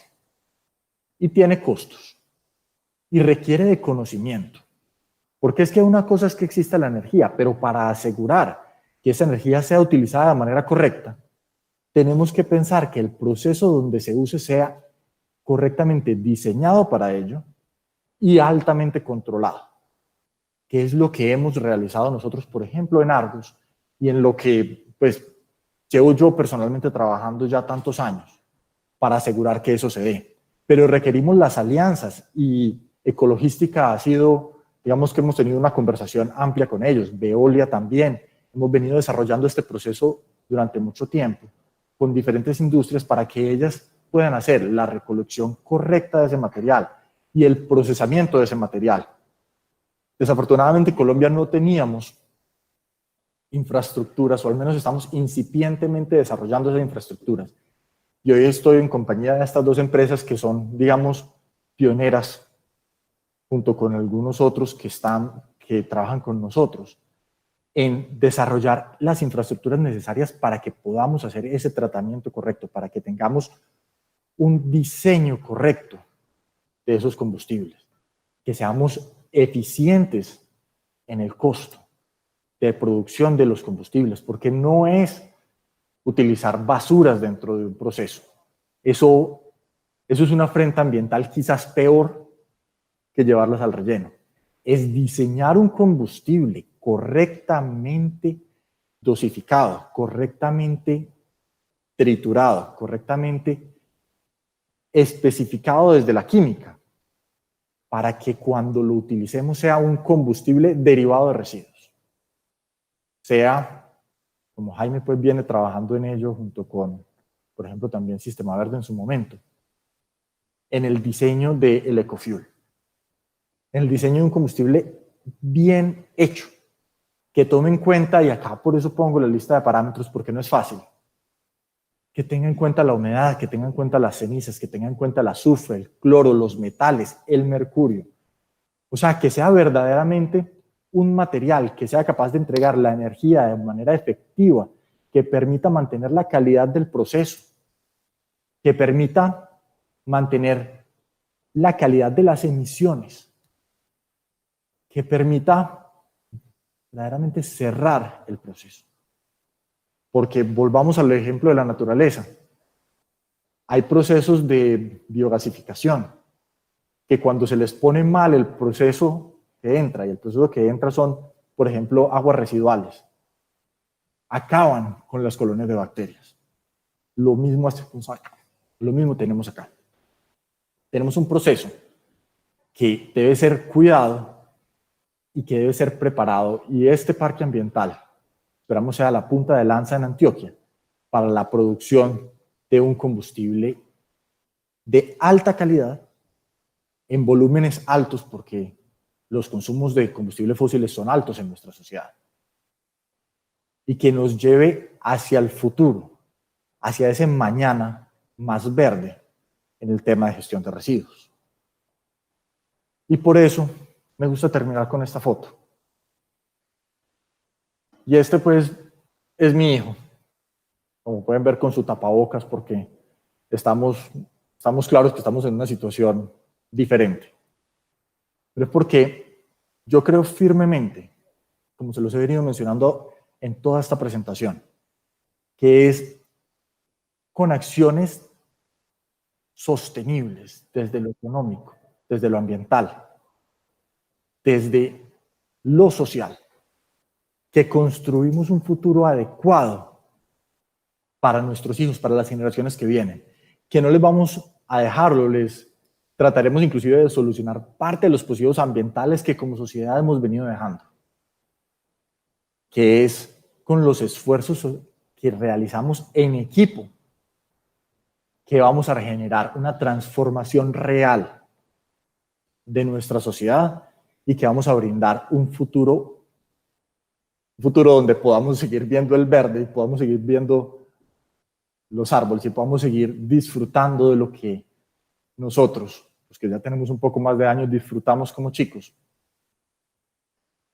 y que tengamos también condiciones de salud aparte uso responsable.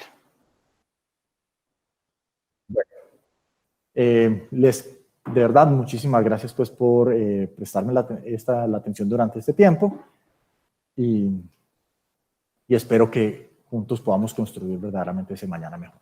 Muchas gracias. Muchísimas gracias, Mauricio, en tu más que interesante presentación. Bueno, de hecho, podríamos hablar horas y horas porque es un tema que de hecho me apasiona personalmente en los 20 años que llevo, todo lo que es el tratamiento térmico. Y creo que has mencionado 3, 4 aspectos principales. Seguro que me dejaré alguna cosa y te pido disculpas de antemano, pero las famosas 3 R's, ¿no? Efectivamente, como dentro de tu parte introductoria, ¿no? Como reducir, reutilizar, reciclar. Efectivamente, ese debe ser siempre el objetivo y creo que lo has presentado muy bien, pero no siempre es posible, ¿no? Y es decir, y tenemos, y tú lo has dicho, ¿no? Tenemos materiales que por desgracia se escapan, ¿no? De esta cadena que nos permitiría, digamos, hacerlo ideal, ¿no?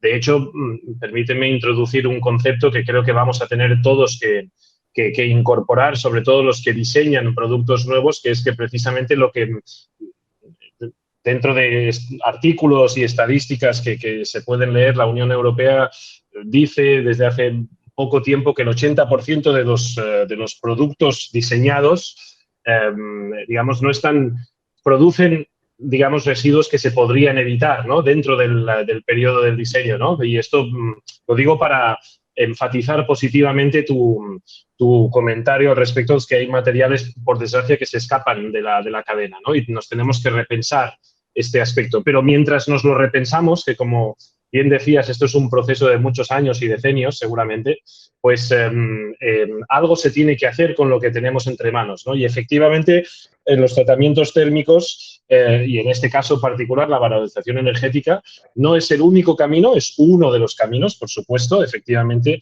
y uno de los buenos caminos, ¿no? Te agradezco mucho que hayas hecho una presentación, digamos, transparente en todos los aspectos y que tú mismo hayas mencionado que efectivamente pues hay contaminantes que se tienen que controlar dentro de cualquier proceso térmico, como lo has dicho, entre otros, mercurio, cloro, azufre, etcétera. Y efectivamente esto de forma transparente es lo que, digamos, todas las empresas que estamos en el sector de la gestión y del tratamiento de residuos, pues se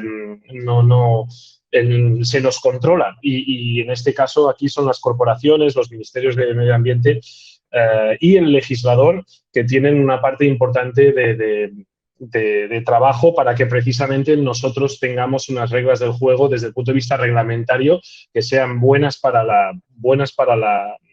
el medio ambiente primero y que sean claras para todos. Así que, nada, muchísimas gracias por tu presentación. Ahora pasaremos al tiempo de preguntas para los dos conferencistas.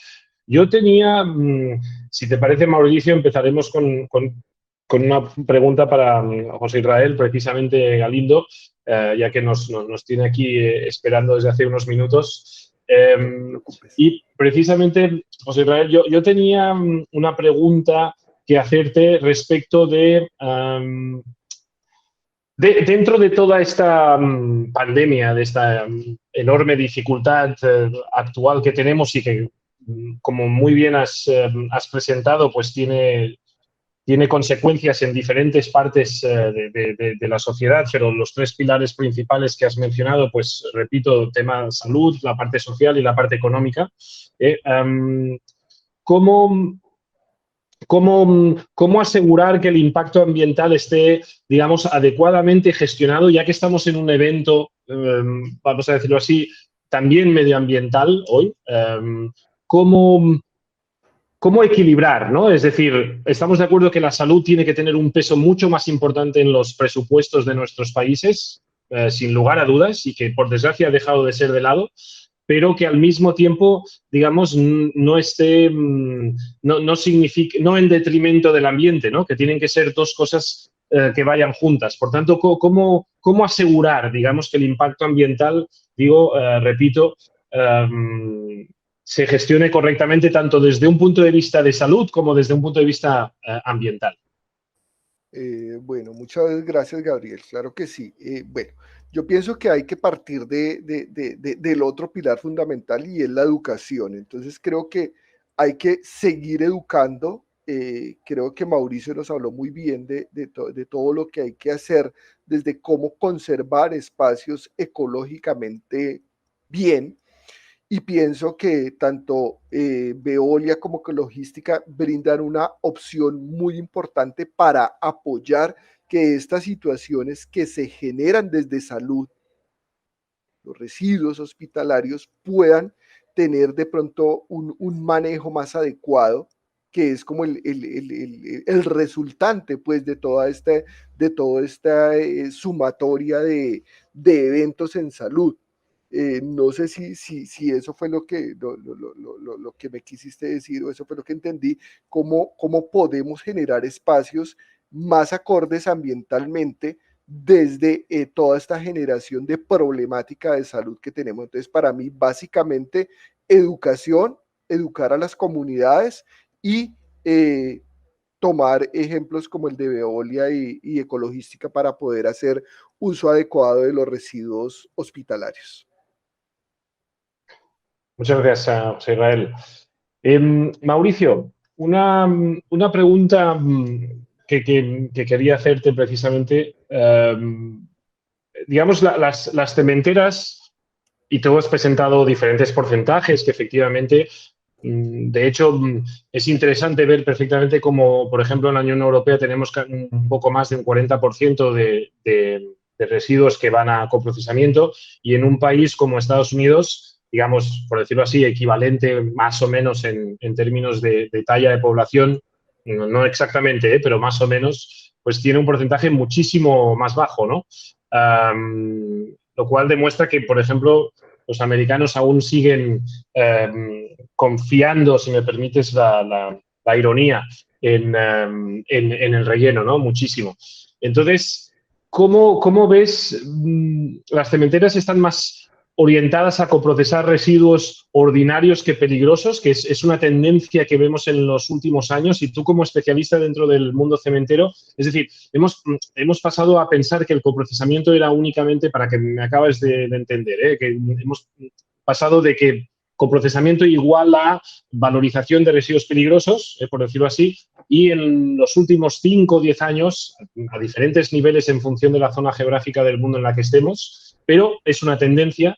Vemos que el mundo cementero no solo, digamos, valoriza residuos peligrosos, pero también ha empezado, digamos, una tendencia a valorizar residuos sólidos urbanos, ¿no? Que en términos de cantidades, como tú sabes muy bien, pues es muchísimo mayor, ¿no? En términos de producción que en peligrosos. ¿Cómo ves esto desde tu punto de vista de experto cementero, si me permites la expresión? Bueno, pues muchas gracias por el experto cementero. Realmente yo creo que esto es un tema que depende de la sociedad. Y yo creo que Europa es un ejemplo maravilloso. Es un ejemplo maravilloso de lo que se ha podido venir haciendo, pero al mismo tiempo es un peligro significativo para países como el nuestro, porque Colombia tiene una dinámica y una lógica en la forma en la que ha venido desarrollándose, que cuando se trata de importar un modelo, y esto ha pasado en política, y ha pasado en energías renovables, y ha pasado en sectores industriales, y ha pasado en productos, donde se trata de importar el modelo como el que tiene Europa, a desarrollarlo en Colombia, y son fracasos rotundos.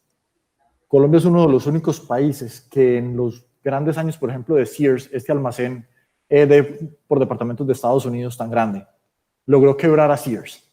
Y en los locales que tenía Sears, hoy existe el Éxito, que es la cadena de supermercados más grande del país. Entonces, por un lado, debemos aprender de lo que está haciendo Europa. Europa tuvo unos incentivos altos desde el punto de vista de el agotamiento de los espacios para el relleno sanitario, una conciencia ambiental desarrollada más rápido, que le permitió desarrollar el modelo en su momento. Colombia tiene que ir adaptando y creciendo de acuerdo a las necesidades y a las condiciones propias del país. Y lo que mencionas es cierto. Yo creo que las cementeras, aunque empezaron por el tema de peligrosos, inclusive el tema de biomasas, en el mundo tratan de capturar ya también residuos urbanos, y yo creo que esto es un conjunto. Lo que venimos desarrollando en Colombia de mano precisamente de Veolia, de Ecologística, de nuestros aliados en este tema de preparación de residuos, es lograr la combinación correcta de materiales aprovechables ordinarios y materiales aprovechables peligrosos, que nos den un combustible que sea sostenible, como lo mencionaba en la presentación, en lo social, o sea, que genere las cadenas correctas y la integración en las cadenas de producción de los grupos poblacionales de interés, que sea ambientalmente bien diseñado, o sea, que genere las emisiones correctas, que genere una solución al problema ambiental de residuos, pero que al mismo tiempo sea económicamente viable.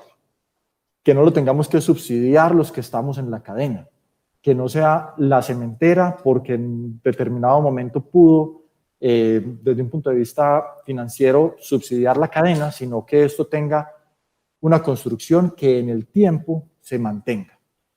Entonces, yo creo que como cementera, y es nuestra política, es lo que venimos trabajando durante tantos años, mantendremos la línea del peligroso, pero nos expandiremos de mano de ustedes, nuestros aliados, hacia las otras líneas para lograr los porcentajes correctos de sustitución y alcanzar los niveles de sustitución, esperamos, como los que tenemos en Europa, que son ejemplos realmente desde el punto de vista de gestión ambiental de residuos.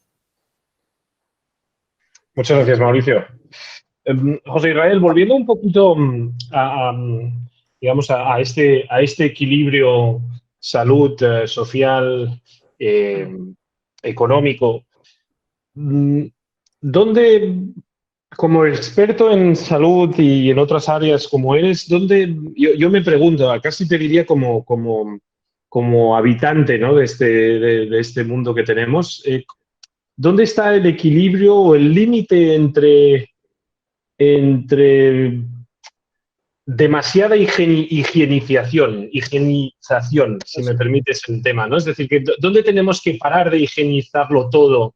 Porque digamos, esta pandemia nos obliga, ¿no? Es decir, que para precisamente no desequilibrar los otros, que es la parte social y económica, ¿no? Sí, sé que hay algunas partes de tu presentación que lo mencionaban, pero así en una pregunta, y si pudieras responder, digamos, casi en términos de ecuación, ¿cuál es la ecuación del equilibrio entre estas tres variables, digamos?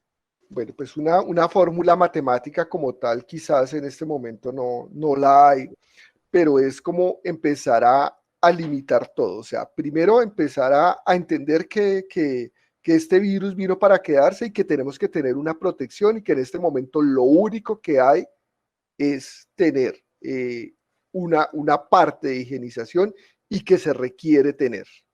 Entonces, en este momento es necesario tenerlo. Ya cuando haya otras opciones, que haya una vacuna, haya un tratamiento y ya podamos bajar la guardia un poquito, se puede reducir, pero en este momento hay que mantenerla. O sea, no podemos decir disminuyamos un 3%, un 2%, no hay una fórmula matemática en este momento. En este momento hay que tenerla. De hecho, consideraría e insisto que hay muchas comunidades, sobre todo rurales y distantes, que ni siquiera han tenido acceso a agua, menos van a tener acceso a un alcohol glicerinado, a algo para higienizarse. Entonces es como esa situación la que quiero mirar. En este momento, higienización la más que se pueda, mientras tenemos otras opciones para poder mantener el virus.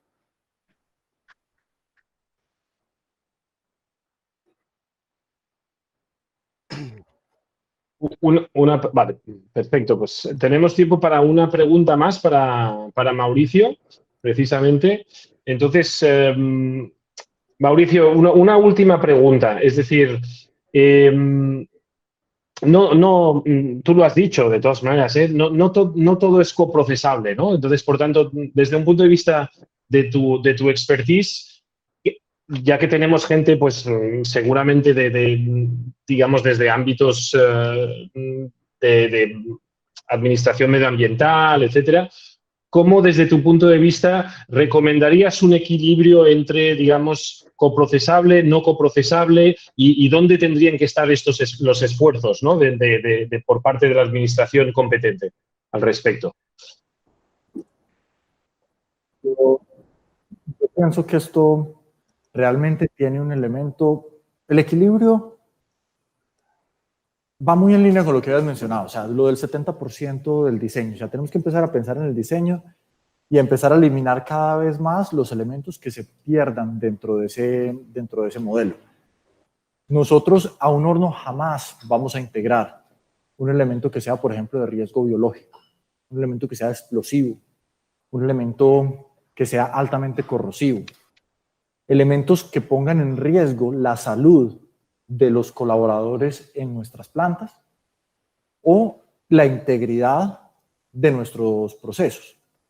Entonces, eso todavía tendrá en el futuro, requerirá de modelos como los de los que existen en este momento, los que manejan también pues, los grupos como ustedes de incineración, en temas de biológicos, los temas de confinamiento, en temas que generen riesgo dentro del proceso de combustión. Entonces, a medida que vamos diseñando los procesos, quizás vamos a empezar a sacar un poco la generación de ciertos de estos residuos, pero siempre tenemos que tener, y volviendo quizás un poco, una de las prohibiciones que tenemos inclusive por Basilea para coprocesamiento son los residuos no clasificados. Entonces, clasificar correctamente lo que se viene generando para que cada una de las corrientes de residuos llegue a la forma de gestión más adecuada dentro del proceso. Y yo creo que el balance será difícil de prever porque cada día estamos generando nuevos tipos de residuos. Digamos, por ejemplo, que los residuos electrónicos de los RAEs cada vez son todavía un problema porque apenas estamos identificando qué vamos a hacer con ellos. Pero yo creo que si ustedes como empresas de gestoras que son una cadena, un paso tan importante dentro de la cadena, cada vez se fortalecen más en acompañamiento de nosotros como quienes tomamos el combustible. En saber clasificar esos materiales, iremos encontrando lo que en ingeniería se conoce como un balance dinámico. Ir encontrando cada vez el punto de acuerdo con la calidad del residuo que se está generando en cada momento, más adecuado para que generemos el mínimo impacto ambiental o quizás un impacto ambiental positivo dentro del proceso. Perfecto, Mauricio, muchas gracias por tu interesante respuesta. Pasamos entonces a los últimos minutos que nos quedan Quisiéramos preguntar precisamente a nuestros colegas de Ecologística y de Veolia Colombia. Por tanto, mi primera pregunta iría para Jaime Arango. Buenas tardes de nuevo. Buenos días, perdón, de nuevo. Jaime, ¿serías tan amable de explicarnos, porque con la audiencia que tenemos, por supuesto el tema ha quedado claro en términos de introducción, qué es lo que vamos a hacer, nuestro parque ambiental, etcétera, pero yendo un poquito más al detalle, quisiéramos saber si vais a procesar pues solo residuos sólidos o también líquidos y qué tipo de residuos puede procesar la planta, una vez mencionado estos. Para nosotros es muy claro lo que estaba diciendo Mauricio. Lo más importante para nosotros es la separación en la fuente. Nosotros vamos a hacer vamos a recibir todo tipo de residuos porque nuestra planta inclusive tiene unas piscinas para hacer el blending igualmente. Entonces, lo único que nosotros no vamos a recibir en nuestra planta son los orgánicos, porque estos hoy generarían mucha humedad. Lo vi en Costa Rica que sí se puede hacer, pero necesitaríamos unos equipos especiales para hacer una especie de secado y poderlo llevar a una trituración para poderlo entregar a los hornos cementeros o a las calderas y hacer la mezcla frente al tema. Entonces, como las pruebas para nuestra licencia ambiental entregada por Corantioquia, la hicimos bajo pruebas con los hornos cementeros en Colombia y en Medellín, Río Claro y en Ibagué y algunas calderas del municipio de Medellín. Vimos la necesidad de lo importante de lo de la trituración para poder entregar un combustible. Como lo decía Mauricio, nosotros no entregamos residuos, nosotros lo que entregamos a las cementeras o a las calderas es un combustible. Es la gran diferencia que tiene hoy Ecologística y por eso su gran inversión en máquinas de trituración y separación para poder entregar un combustible para que no le haga ningún daño al medio ambiente ni a los hornos cementeros o calderas para sus procesos de generación del producto, en el caso del cemento para el clinker. Entonces nosotros, como te digo, vamos a recibir todo tipo de residuos, excepto los orgánicos, que podría ser un segundo paso en nuestra planta después que traigamos la máquina para el secado, pero esta es una inversión más cuantiosa. Pero se puede desarrollar absolutamente también en nuestro parque cualquier tipo de residuo. Muy bien, muchísimas gracias, Jaime. Una pregunta para Camilo. Camilo, el gran fuerte de esta transformación de residuos en combustible alternativo está en Antioquia. Hoy precisamente se ha hablado mucho al respecto. Desde un punto de vista de presencia a nivel nacional, ¿qué ofertas de aprovechamiento se tienen para las demás regiones? Gracias, Gabriel. Mira, para aprovechamiento vía transformación energética o valorización energética, además de la licencia y de la planta que hoy está Ecologística poniendo a servicio de Antioquia en términos generales del país, Veolia también cuenta licencias para hacer combustibles alternativos en el norte del país, en Galapa, en Atlántico, y en el suroccidente del país, en Yumbo, en Valle. Entonces, hoy, digamos que hay para la industria una muy buena distribución de plantas para hacer este tipo de tratamiento. Pero yo quiero aprovechar tu pregunta para reforzar un par de conceptos que se dijeron al principio. El primero, de transparencia. A todas las industrias que quieran valorizar sus residuos a través de esta tecnología, por favor asegúrense de conocer quién lo hace, que tenga la capacidad efectivamente de llevar su residuo a unas condiciones que puedan ser tratados, y también asegúrense que la cadena tenga no solamente quién lo transforma, y ojalá licenciado para el caso de residuos peligrosos, sino que efectivamente tenga la conexión y la comunicación con la compañía, en este caso cementera, compañías como Argos, que efectivamente tengan las licencias para tal fin.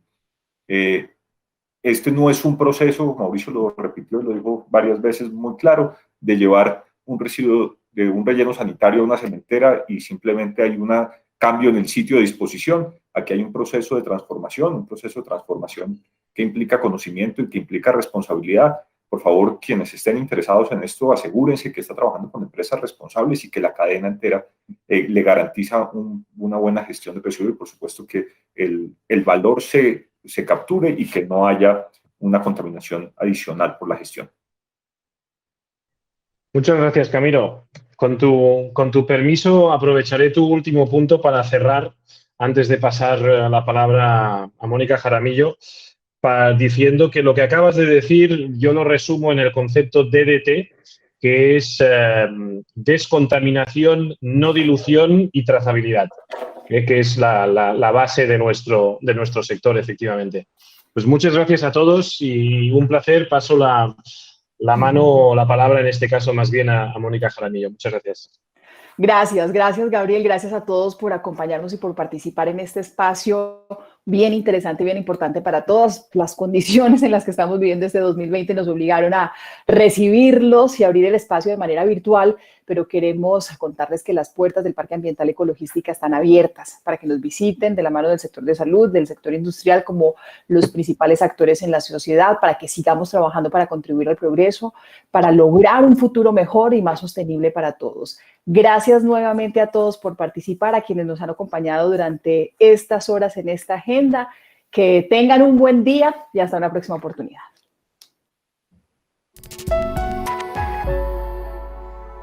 Gracias.